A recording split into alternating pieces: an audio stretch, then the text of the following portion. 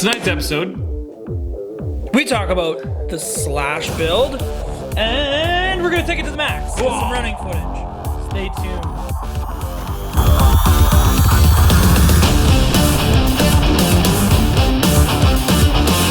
welcome. Episode number 85. 8-5. Ultra Hobby Show. He's Chris. Aaron. So on tonight's episode, we're going to talk about the continuation of The drag queen. Drag queen. So we got some things we got going on. So we got the Proline Pomona wheels. We got the Proline Who's Your Daddy tires. So we got all the good stuff that we're going to put on. We also have a pair of Proline extended body mounts. Yep. So we're going to get ready for a body. What are you doing for the electronics? That's a good question. I'm not sure yet. I guess that's something we got to talk about. Yeah. So we're going to be building a little bit of a rules package for these drag cars. It's super simple. Like really, really simple. So it's got to be... rules. Yeah, but I mean, I think you have to have rules to have structure. According to you. Well, I think Let's hear the rules. Let's hear these. Okay, so the rules are you have to start with a short course chassis. So it has to be like 11 or 12 to 13 inch wheelbase. Okay? You have to run rubber tires, 2S Max, and you have to have shocks, all four corners, and the body has to cover the tires. That's it. That's all. So you can stuff whatever motor you want in here. No foams? No foams. It has to be short course. You can't come up with a funny car. No. That's why you got to keep it short course. Because then you're racing against like other things. I think that's the easiest way to keep it capped in this class. We could do an unlimited class, 2 and 4-wheel drive too. People are afraid of funny cars. Well, I would be afraid of a funny car if I had a 2-wheel drive slash. I wouldn't. I've had the funny car. I bet you the slash would take off better than the funny car. I don't know. It's funny that you say that because I don't think you're right. Oh, called out It's got a live TV. wider contact patch. And with the kind of roads we have, the drag car, the funny car, is a hard car to launch with, whereas a slash is going to be but if you had a easier. funny car on It's 2S though, Still. I don't know. Still narrow. I don't know. But anyway, so let's glue some That's what tires I'm up. talking about. And let's put some Proline body mounts on it and get the build almost finished. Yeah, because we're limited to 2-cell on these tires, right? Correct. Yes. Okay, so we're here. Proline tires. We got the rear Hoosiers, front Hoosiers, Pomona rear wheels, Pomona front wheels. There's the part number for everything. Boop. There we go. Proline body mounts, front and rear. So these are the adjustable ones. As you can see, they have a screw in the front of them there. So you can lift or lower the body mounts and just the regular screws attaching them to the front and to the rear. So we're going to quickly go and get these body mounts ripped on quick. And then we'll work over to the tires and get them ready to be glued. Okay, so one thing that I have learned from most of the drag racing guys, and this is going to be a tip if you are building one just like we are. So normally what you do is the body mount, if you have a Stampede, mounts just like this, just like that. So nice and flat. But there's a little bit of a cheat to it to get the body to mount a little bit lower and make it look really good with the front end low on the body.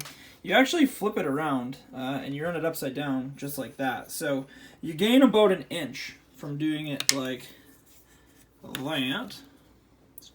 So that's almost just above the shock tower to doing it like this. So we're going to do it upside down, just like that, kind of cheat a little bit. So one thing we are going to have to do is obviously cut down these brackets. I'm going to start by cutting them in half, well, past half. So I'm going to cut off 5 holes, and we're going to leave 5 holes. So that should be more than enough adjustment up and down in this body mount to get us going. So kind of a pro tip if you're building a drag car. Okay, so we have all the wheels, tires, foams. Everything's disassembled here. So the goal with this now, and I'm pretty anal about this part, is we want to take a fresh blue towel, and we want to take some brake clean, and we want to clean all of these tires up. So what we want to do is we want to put the brake clean on the piece of paper towel and really, really clean the beads really, really well. So there's going to be some mold release on this tire right from the factory. And essentially what we want to do is we want to clean all the beads and then look at all the awesome gunk that comes with that. So there's all that black gunk on the paper towel. So we're gonna do the same process on all 4 wheels and tires to get them mounted up and ready to go. So going on this last one. And then what we'll do, so we'll do the fronts. So it'll be a little easier. So what we do now is we want to put the foams back in them and repeat the process. So these new Proline tires are going to have the beautiful blue foam in them. So this is going to be a closed cell foam.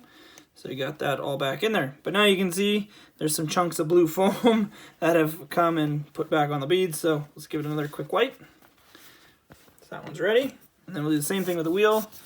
Give that a really solid clean on the bead. So this is the outer edge of the wheel right there.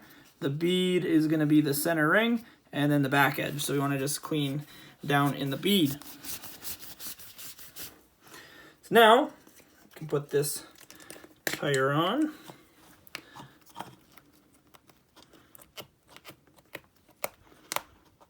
Just working back the bead, just like that.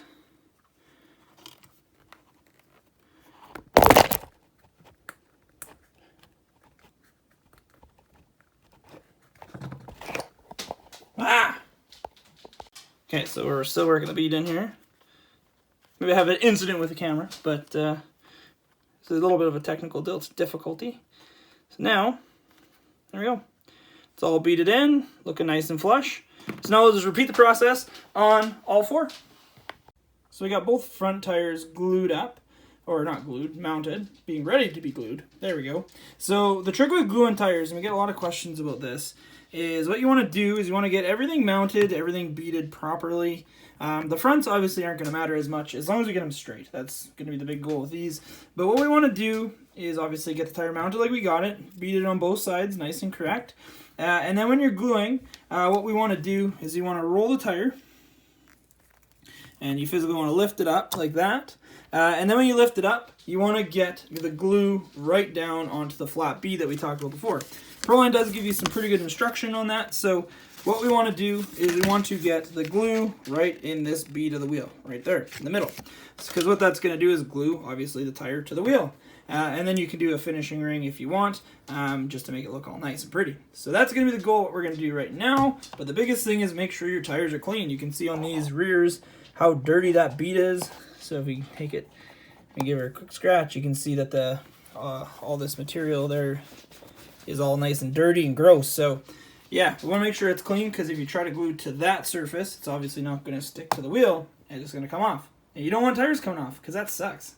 So I'm going to glue these up and we'll get these mounted up on the drag chassis, and it should look sick. So we're done gluing tires. We're just waiting on these rear 2 to dry. So we just have the trim ring all finished up. So that's the outer edge ring that we do. We also did one on the inside as well. So just a little bit of glue left to dry. So let's get the fronts mounted up and see how they look. Okay, there we have it. Proline Hoosier drag racing tires on Pomona wheels. So really excited about this build. It's coming together. But that's kind of the end. That's the final little conversion we got going on here. It's going to be a Sweetenheimer. Dota thinks it's going to be Sweetenheimer, so it must be Sweetenheimer. So there you go. Now time to put electronics in it and go fast. Okay. I really want to. So, Chris and I have been ripping the new Traxxas Maxx. As you can see, it is filthy. Yeah, on 3S. Yep. And we can happily report there has been 0 broken parts. Yeah. And my personal opinion, I think we've formed this opinion together after driving it, 3-cell is quite adequate for once. I'm not going to agree. Why? Because we have not seen it on 4-cell yet. I'll give you that. But like, it's pretty peppy with a 2400 long can. I'm going to agree like 3/4 of the way, because 3-cell is lots of power, lots of speed, a little bit less speed than I think I like compared to like driving the UDR and the Revo. Yeah, well, I mean, you're coming off of bigger trucks with more cells, right? Because you're on 4-cell or 6. Yeah. I mean, I guess if you're on a Stampede on 3-cell, they're almost undrivable though. Yeah. That's kind of the problem. Smaller truck. Yeah. I think the best thing I've heard about like comments and just personally driving these is the Max feels more like bigger scale truck, yeah. right? Like it feels more like a Revo, drives more like an X Max, just with the extra weight. Like this is about almost twice the weight as a Stampede without the battery. So I mean, it is a quite substantial amount bigger in weight, but not quite in size. Yeah. They're only about 1.5 inches longer, 1.5 inches wider.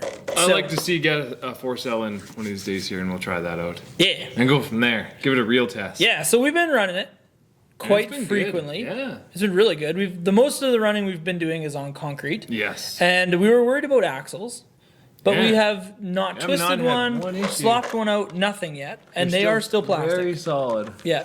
So we're gonna get a 4-cell, run her on 4S, and we're pretty excited. But I'm pretty sure everyone doesn't want to hear us talk anymore. They want to see some running footage of the new Max. You want to see you get sent, Billy? Yeah. So check it out. Traxxas Maxx out in the back of Ultra. Chris is here. Got a brand new remote sitting right here. Brand new remote. So this is going to be on 3S. The first delivery model is going to have front light bar. Yeah. High and low selectable. High and low selectable. It's also going to have a rear bumper bar, but the cool part is it has reverse. So the white light in the middle turns on. Yeah. So how pumped are you, dude? Very. So this is only 3S, not 4S. But we're still rated for a 40 miles an hour.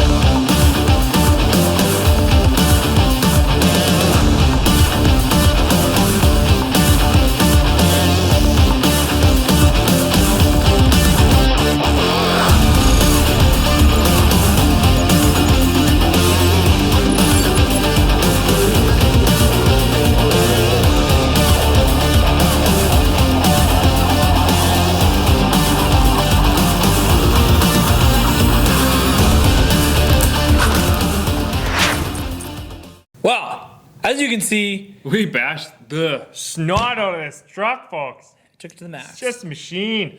It's actually Love pretty it. fun. Like in the gravel pits where we Yeah. went to the university, it just like weaves down those hills and just Yeah. carves. Like Yeah. it's really, really fun. And you reef on the power, and it just does wheelies there. on that gravel. You have it. Yeah. Like you have the power at your fingertips, even running 3S. The only thing I will say about it, which is like pretty normal for an RTR, is that it's just a little bit like, I wouldn't say boggy, but kind of boggy on the power. But that's I honestly think I just blame the speed Traxxas controller. builds in some sort of a Dampener. throttled ramp, like a curve, yeah. in the exponential setting, just because like you punch it and it's like it has power, but it like curves up, Yeah. and then all of a sudden it's like it hits and it's like, oh, there's a lot of power so there. the first thing I'll be doing to it when it comes into my hands is it'll be receiving the hobby wing treatment. Nice, dude. Just I mean, honestly, max 8 speed control. Do away with the VXL 4S, Yeah, and still then- run that 2400 long and can. then I'll worry about a motor later. Yeah. Yeah. Honestly, the 2400 long can has really impressed me. I wasn't sure what to say about it coming from the boats. I know And they it's have got tons that of boats. big cooling fin on it too. Yep. So it should stay fairly cold. One thing we can also say, running on concrete with traction, we have had absolutely zero Yeah. heat issues heat with the issues. new Max. So there's been a couple people complaining about it in the States. I mean, they do have obviously a lot higher temps than we Especially do here. this time of the year. Like yeah. we're fortunate right now. Yeah, we were about 16, 20 degrees when we ran this. So it's not really warm per se, but zero heat issues as of right now. 4-cell might change that a little bit, but been a super solid truck. And it's probably one of the most fun trucks, I would say, that we've Yeah, I tested think it's recently. going to be really nice just to throw battery in and just go bash for a couple packs and not really have to worry about breaking it. So I have a question. For a guy that has a UDR and a Revo, I know my opinion on this because I have a UDR as Yeah. well. Is this an easier truck to want to go take out and bash just because you need less batteries to run it?